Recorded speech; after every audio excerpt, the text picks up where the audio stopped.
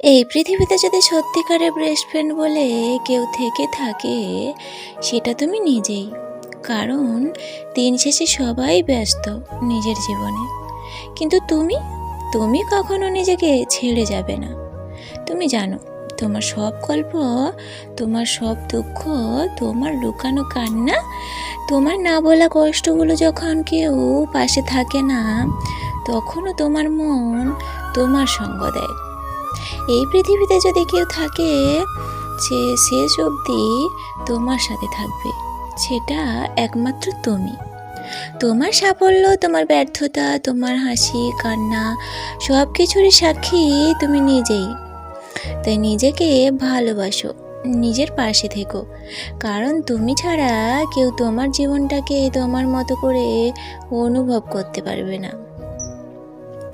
নিজেকে সময় দাও, নিজেকে গুরুত্ব দাও, কারণ তুমি তুমি তোমার সবচেয়ে বড় শক্তি হলেও তুমি।